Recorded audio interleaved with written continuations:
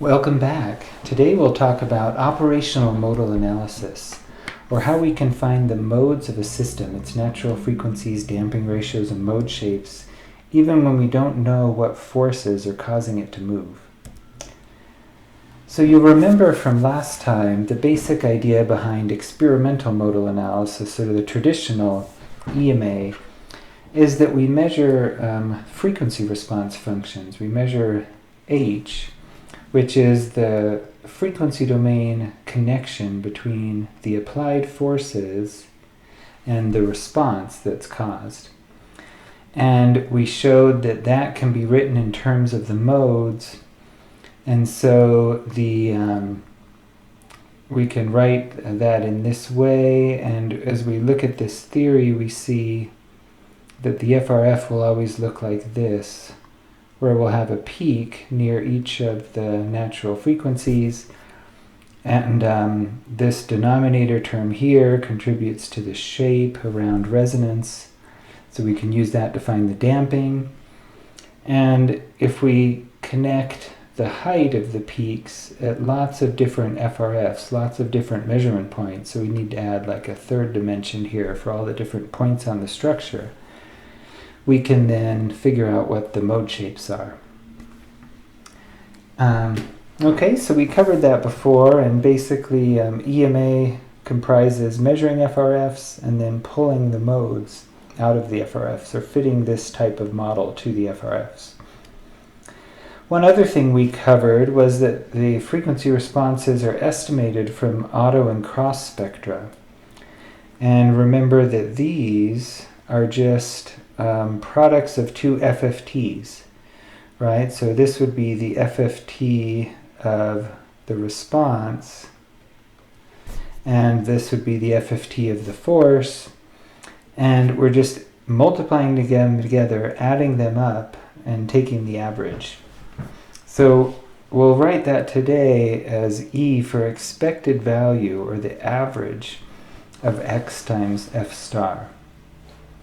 And that has some significance statistically, because,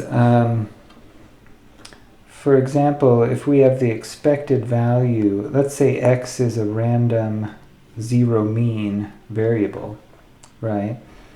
Then its expected value would be 0. So this is for the case where X is a Gaussian, is described by a Gaussian probability, right? It's not a very good Gaussian distribution, but you get the idea. And interestingly, if we take the expected value of X squared, that actually ends up being non-zero. That ends up being the standard deviation squared, which is a measure of the width of the distribution. And so there's a statistical basis in some of this, and that's part of why we'll use that notation. We won't go into a lot of detail, but hopefully we'll give you a little bit of an appreciation for that. So anyway, by taking the expected value, we're looking for kind of similarity between these two, right? If these two are totally separate, if X and F are totally separate and unrelated, this expected value will be 0. Basically, there's no correlation between the two. But in reality, response and force are related at each frequency by the transfer function, h. And if they are related, then the noise starts to vanish, and we can start to estimate what that relationship is. Okay, so let's dive right in then.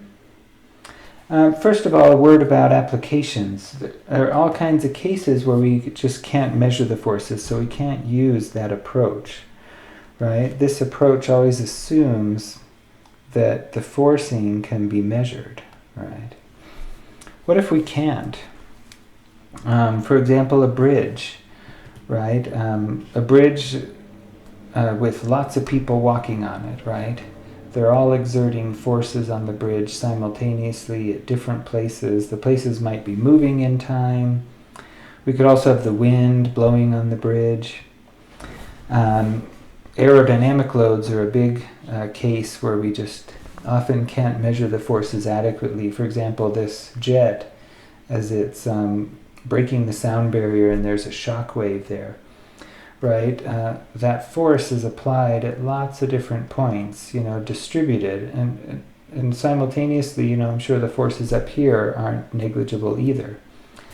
So we just couldn't put enough load cells on the structure to measure all of that simultaneously.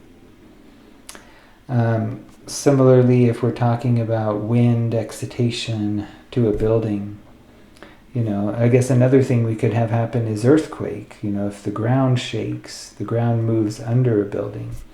There, I guess you could at least hope to measure the force, because if you could measure the acceleration of the earth down here, you could maybe convert that into a force that then propagates, that then affects the rest of the building. Another example that's kind of similar is the space launch system as it's rolling out to the launch pad. When it's on its way out, these posts are replaced with caterpillar trucks that lift the pad and roll it there. And those can excite forces that could shake the rocket, and you could get large amplitude vibration that could break the rocket if you're not careful. Okay, so these are all different applications. Oh, finally here, this is blast. So if we have say you have a rocket and you're separating the stages, so this could be like the ascent stage, and you get up into the atmosphere and you blow the pieces apart, and this is your housing that carries the satellites. You might use an explosive like this. Really difficult to measure the force. It's distributed over an area. So we can't really measure it. We want to try to see if we can infer the forces from the vibration that happens. Okay, so those are several different applications. So operational modal analysis was originally called the Natural Excitation Technique. And it was that name was coined by George James and Tom Carn. I was lucky enough to work with both of these guys a little bit at NASA and Sandia. And they did this in the 90s and broke a lot of ground applying this to wind turbines and different types of structures. Today, this is a very popular method. There's a conference devoted to it, international conference. I believe it's usually in Portugal. And this is used very heavily in civil engineering, because it's very difficult in civil engineering to ever, apply a force that's large enough to cause a building to move. I mean, imagine trying to mount some kind of shaker up here, right? And actually shake the building. But it's also very difficult to ever get the structure to stop moving. The building just sitting there, the wind blows every day, micro tremors in the earth cause motion. Thousands of people walking around in the building can cause a little bit of motion. So in civil engineering, this can be a really powerful technique. So anyway, James and Carn, who I believe were the inventors of this, called this the Natural Excitation Technique, but the name operational modal analysis seems to be the one that's stuck, and so that's what you'll hear it called. So let's jump over and let's just derive how this works. So how can we figure out the modes of a structure if we don't know what the forces are that are applied? We can get this. We can get this from the concepts we've covered already. So suppose we measure the auto spectrum of a structure X. And actually, let's just say for simplicity that this is a 1 degree of freedom system. And it's excited by a random force. We'll have a little more on that later. And we can measure the response X. Then we take the FFT of a block of measurements X, and we can take many different blocks and we can measure the auto spectrum here. All right, so using what we know from this class, in the frequency domain, the response is just a product of the transfer function times the force, right? And so we get h times f, and then here we get h star, f star, the complex conjugates of those two. And notice the transfer function should be the same for every single measurement. We shouldn't need to average that, so we can pull that out of the average. So we can say that this is h star, which can also be written as just the magnitude of h squared times the expected value of f star. And now, notice this looks just like what we started with, right? So this is just the magnitude of h squared SFF. And then we start to have the idea that we can use here, because if we look at these versus frequency, if you've done much testing, and by the time we get to the end of the class this might seem familiar, if we were to plot the forcing versus frequency, a lot of different types of forcing tend to be relatively flat. So the force is a relatively flat function of frequency. And the transfer function, as we know, is something that has peaks near the natural frequencies, right? And we could say so, and so on and so on. So if we multiply those two together, we get something that mostly just looks like a transfer function. So in other words, SXX, this looks like an FRF, h of omega magnitude squared. And so we can use all the same tricks that we use for linear modal analysis. Oh, and I should state the condition first. That's true if SFF is flat. So if the force F of t is broadband, which means it excites a wide enough range of frequencies, and if it's random, then it will also be flat. So for example, Gaussian white noise is a good example of this. It has a flat power spectrum in the limit. So if that's the case, then this just becomes a constant with frequency.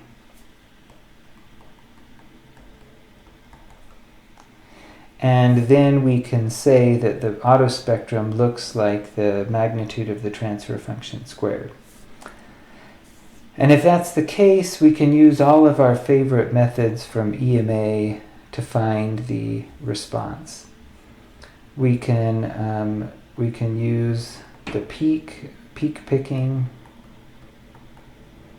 The peaks will still occur at the natural frequency.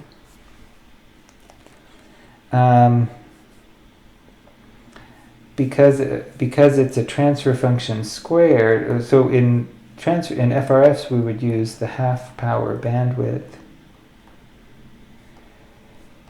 as a measure of the width of the peak. And if you recall, what we would do is if the peak had an amplitude of 1, we'd come down here to 0.707 where half of the power was.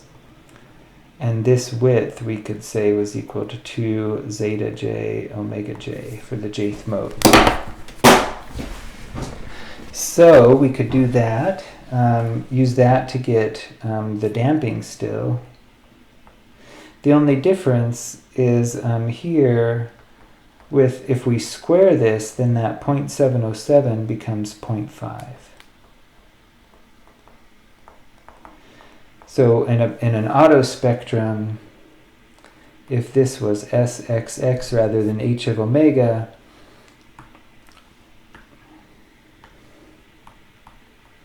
then here we would come down by 0.5 rather than by 1/2, or by 0.707. All right, so we can get modes out the same way. Do we need to derive any further? Let's just remind ourselves, for a single mode, we'd have, for a single mode, the transfer function would just be 1 over the mass times the natural frequency squared minus omega squared plus I omega 2 zeta omega n. So if we square that, that doesn't change the shape of this at all, right? The key is that the resonance will still occur. The denominator will be minimum when these two cancel, or when omega is equal to omega n. That's why we can still use peak picking. And the shape near resonance is governed by this term, and that's what we just talked about. So anyway, we can estimate modes from autospectra in much the same way we estimate them from FRFs if we satisfy this condition. We'll come back and talk some more about that condition later. All right, what about mode shapes? That maybe just deserves a couple words. So if we're going to get mode shapes, we're going to need to measure at several points. So let's imagine that we measure the cross spectrum between sensor 1 and sensor 1. And then we look at all our other sensors, and we also measure the cross spectrum between them and sensor 1.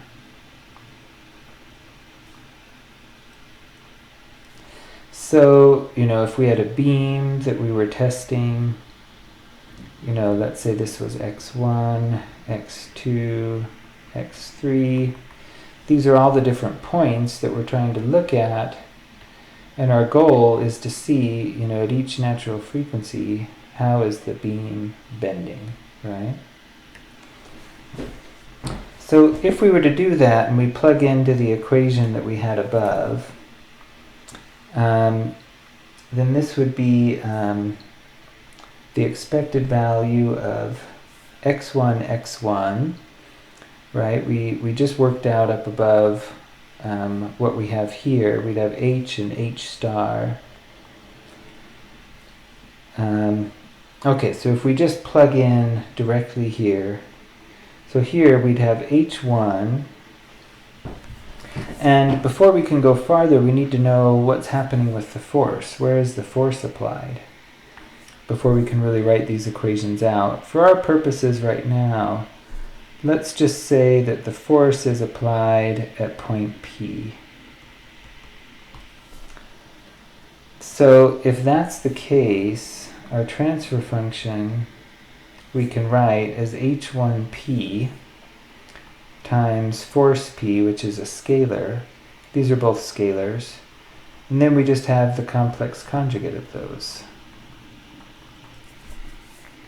And similarly, for this second one, now the response will be h2p. It's the FRF for sensor 2. But we're multiplying it by x1, so we will keep h1p star here, right?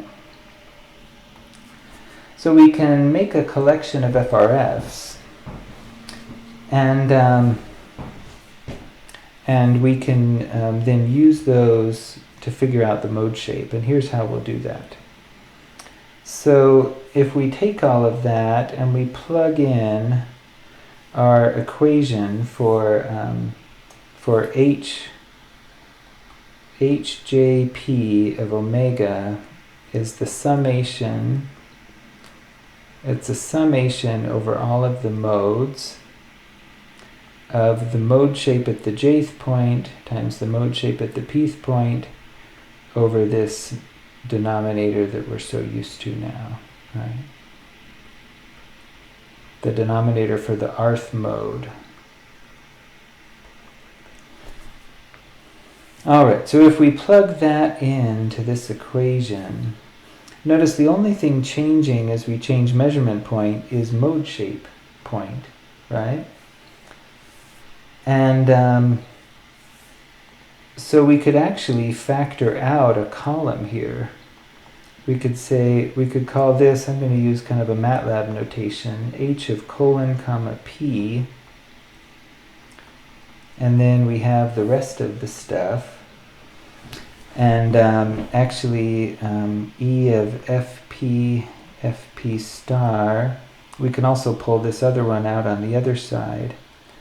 This is h1p star. That's a common factor to all of them, right? That's just a scalar. And so is the autospectrum at any given frequency. So, so notice all of this is proportional to an FRF h colon p, where we measure at points 1, 2, 3, up to whatever the number of measurement points is, and we have a force only at point number p. All right, so if we take this just a little bit further and plug in just a little bit more, we can write this first term as a summation of mode shape R, sorry, these should have been JR and PR up there. Sorry about that typo. So mode shape R, mode shape PR, and then our favorite denominator,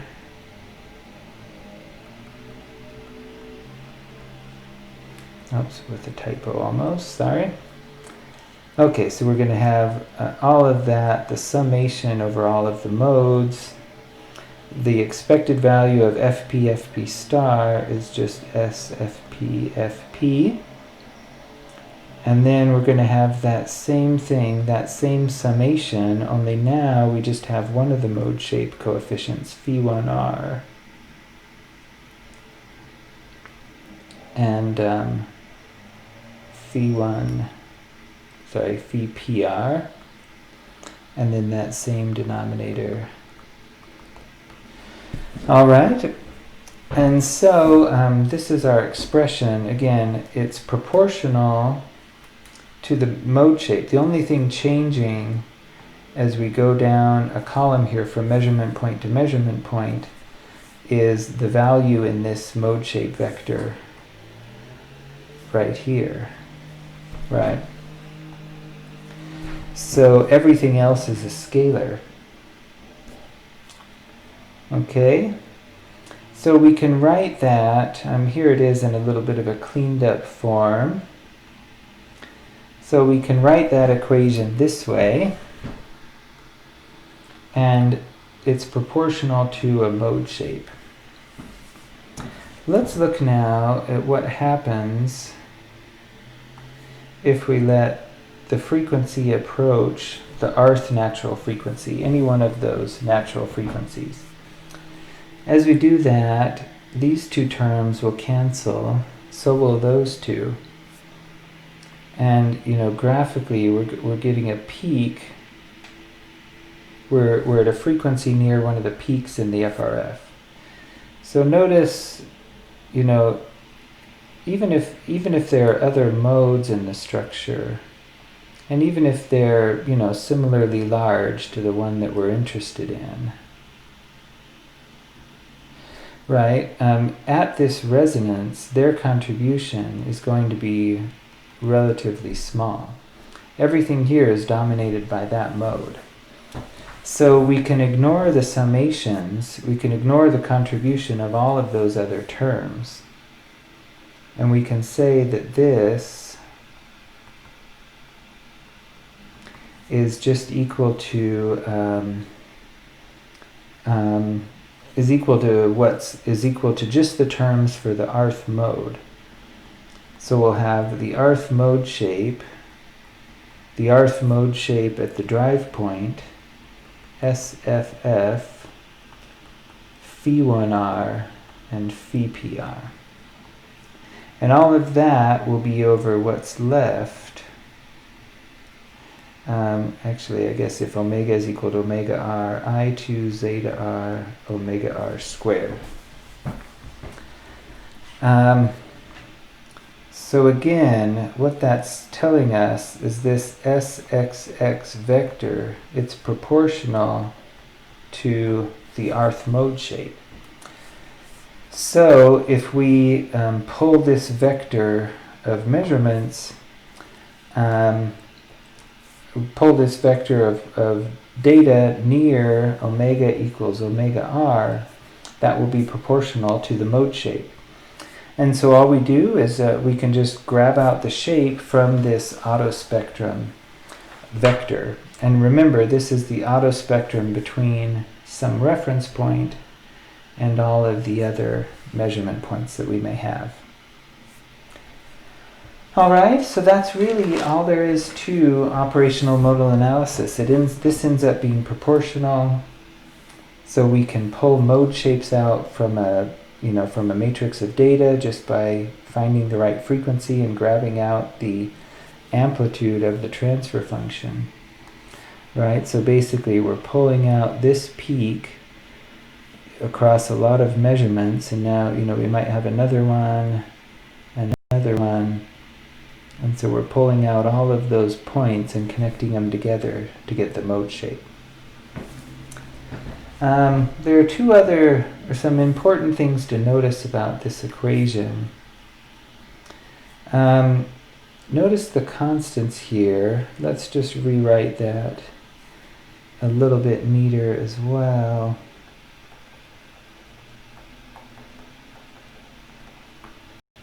So this is all proportional to the Arth mode shape, and our constants are the force, phi PR squared, phi1r, and then the denominator.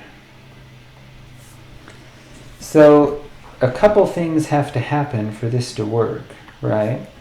If any of these terms is 0, then a mode will not show up in the measurements. It'll be missing, right? The measurement, rather than having a peak, if one of those terms was 0, rather than having a peak, you might not have anything there, right? Or in other words, your FRF might look like this, and then you get the rest of the modes. So in omega 1, in that case, that mode would be missing. So when can that happen? Well, here, this term will be 0 if the force is 0. So here we need the force to be non-zero at omega equals omega r, and probably just in the vicinity as well. We've already said it's broadband and white, so it's not much more of an assumption to say that it's non-zero, right? This is an additional consideration though, phi PR.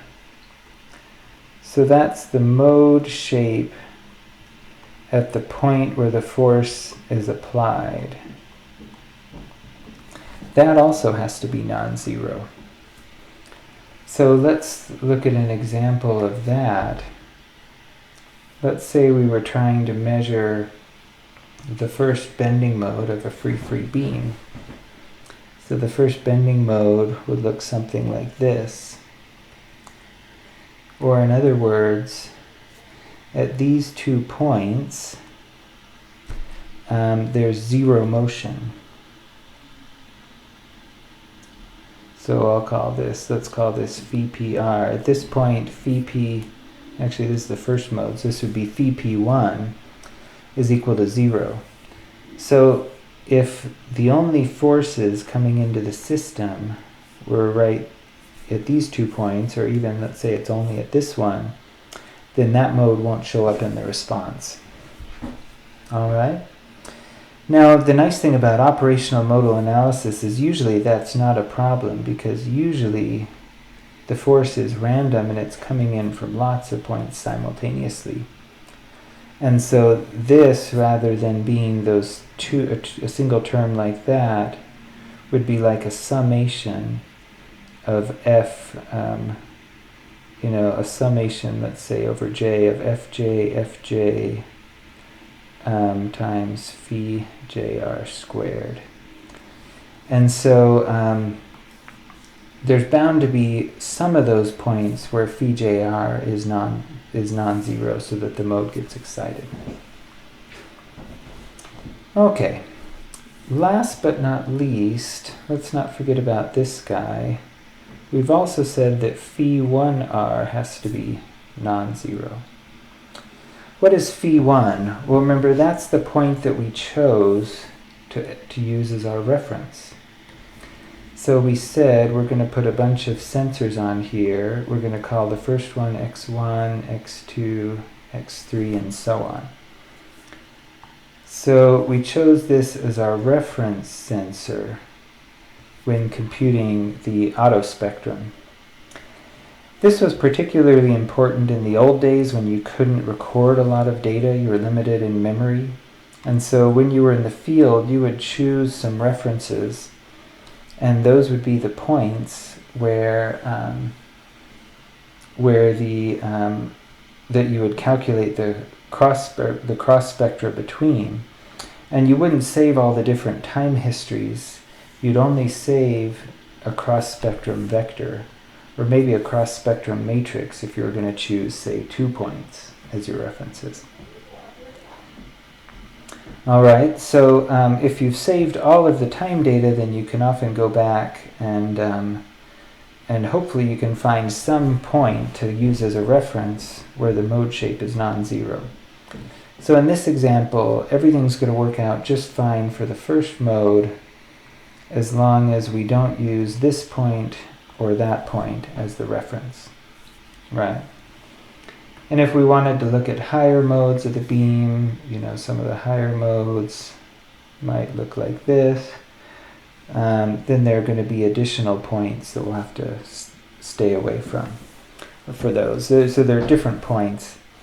So often it can be a challenge to find a small set of references that captures all the modes, so that you can excite, or so that you can only have to calculate a small number of columns of this autospectrum matrix. All right, so that's the basic idea and of operational modal analysis, and these are the 3 key considerations that you need to think about. The reference point, the forcing point, and then the spectrum of the forcing. Let's look at a few examples and see how this works in practice. By the way, there's a summary of these equations in the slides.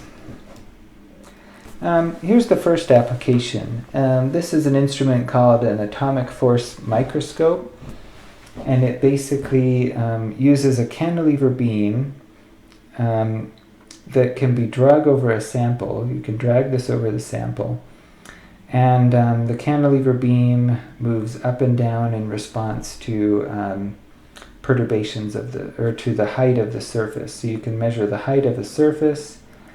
The other way that this is sometimes done is the cantilever vibrates and taps on the surface rather than just kind of scraping across. But either way, you use this cantilever beam with a laser deflected off the beam that measures the rotation at the end of the cantilever, or the vibration of the cantilever. And the laser shines onto a quadrant photodetector, so it compares the amount of light on the 2 sides.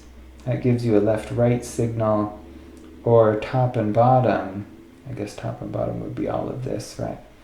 That would be the up-down signal. Left-right would technically be all of the side-to-side.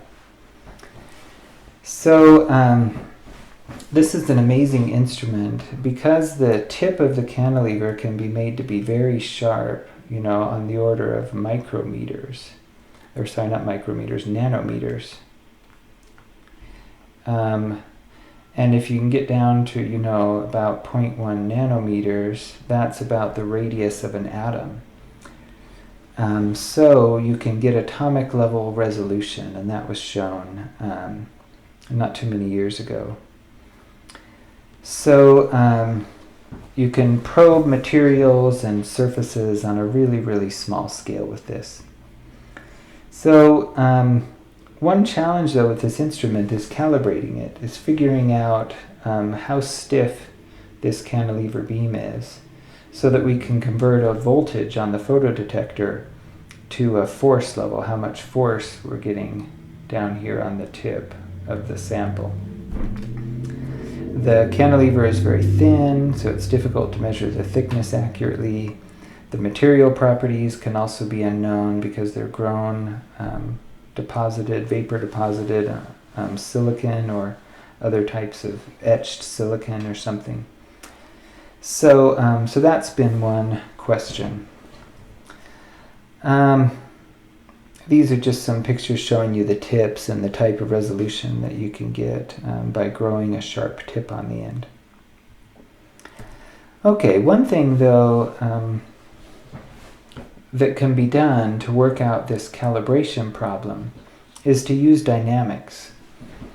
And you could excite the base of this, you could shake this up and down, and you could apply a force, and then you could measure the deflection of you could measure the transfer function of the cantilever and calculate the natural frequencies.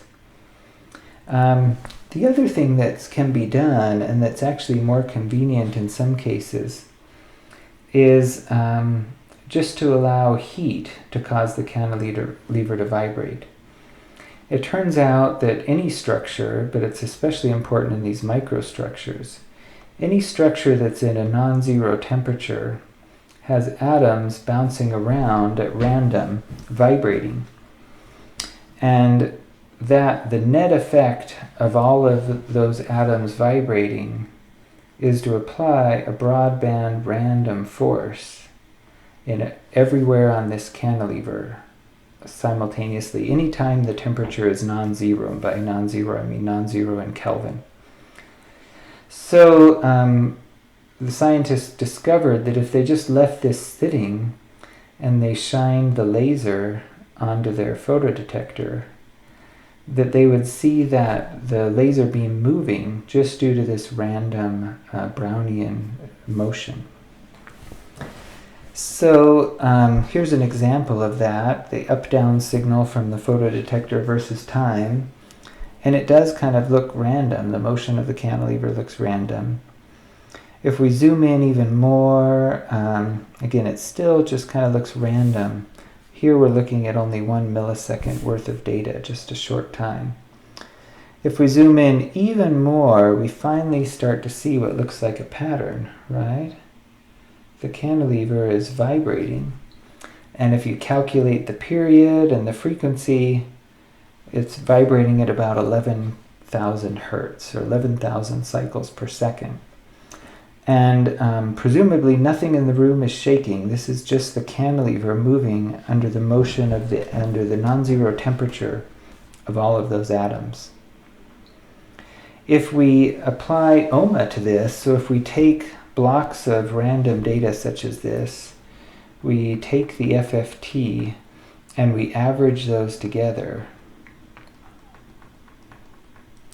then what we get is a spectrum that looks a lot like what you've seen in this class a lot of times. This looks like the response of a linear time-invariant structure, a modal response.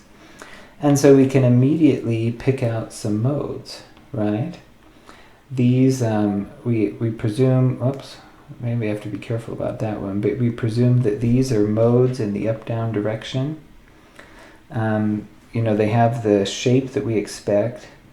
By the way, if we wanted to be sure, we could zoom in, and on a semi-log plot, we see this typical shape that we expect for a lightly damped mode. So each of those definitely looks like a mode of the system. Those probably are in the up and down direction. This one only occurs, or mostly occurs, in the left-right direction. So this one's probably torsion, and these are probably the bending modes of the cantilever. Oops. There are a bunch of other peaks as well. And so those we have to be a little more careful with. Those could be also modes of the system. They could also, because they're very sharp, they'd have to be very, very lightly damped modes. If we were to calculate the damping ratio on these modes, it's going to be small, less than 1%. So these would have to have damping ratios of like 10 to the minus 3% or something like that.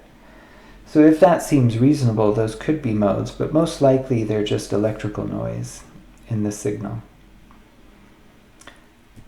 So from this we can work out the natural frequency and the damping. And what's actually done then to calibrate the microscope is you can actually work out analytically what the damping of each mode should be. If the cantilever is vibrating in air, and we know the viscosity of the air. The viscosity of the air causes the damping, and so we can use, and if that's the dominant term over material damping or other kinds of damping, then you can actually use that to work out what the mass density of the cantilever is. Okay, so anyway, that's one application of this. So if we go back to our fundamental principles here, we had three things that needed to be non-zero. We had the force. The force had to be non-zero. And it's applied at every point on the structure. So there's always going to be some point on the structure where this is non-zero for every single mode. And then we had to choose a reference point. We only had one point. We used either the up-down or the left-right signal. And any of the modes that we got had non-zero motion on the end there, so we were okay. All right. So let's look at one other application. This is a wind turbine that I did some work on, a small kind of commercial, small business size wind turbine designed so that you could mount it in your parking lot, on top of your building, something like that, and get and generate power from the wind. So it's a 20 kilowatt. The tower here is about 30 meters high with a 10-meter diameter.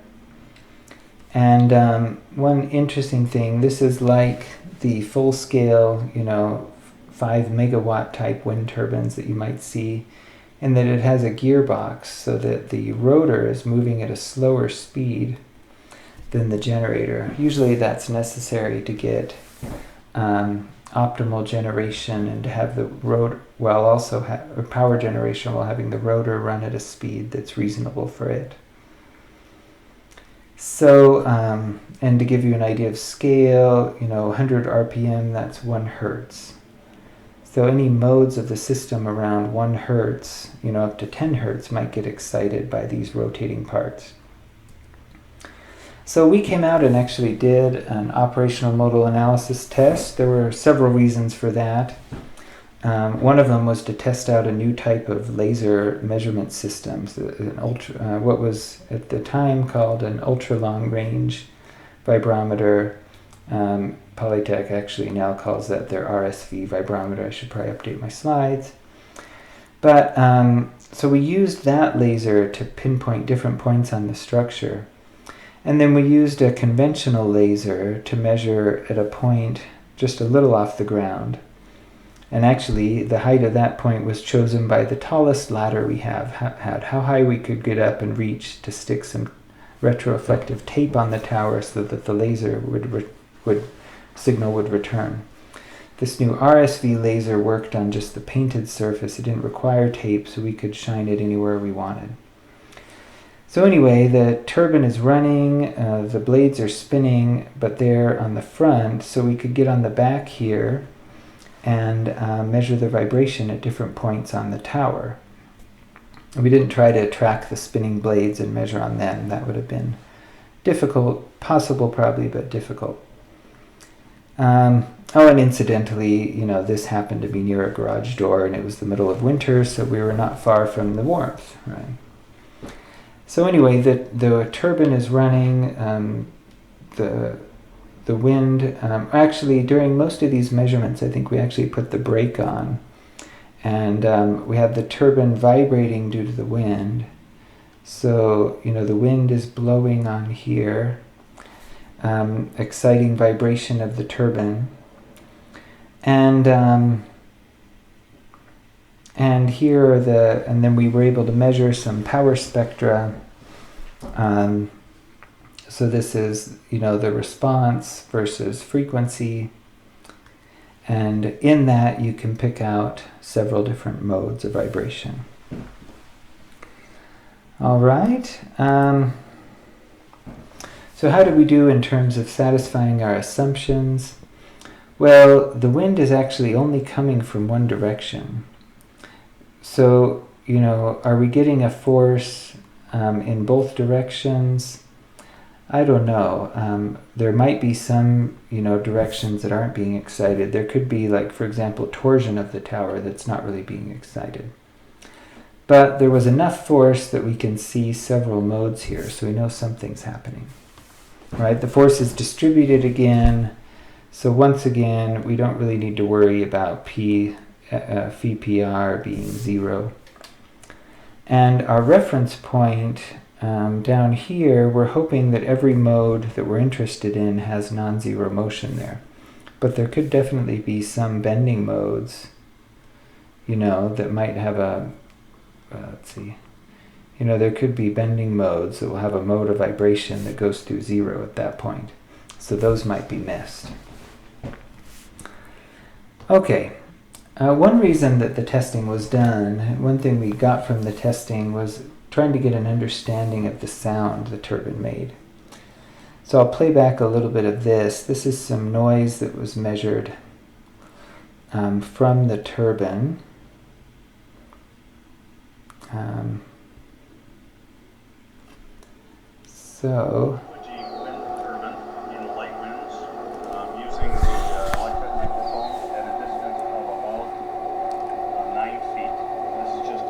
So you can hear a little bit of a humming frequency, a sound, an annoying sound there, right?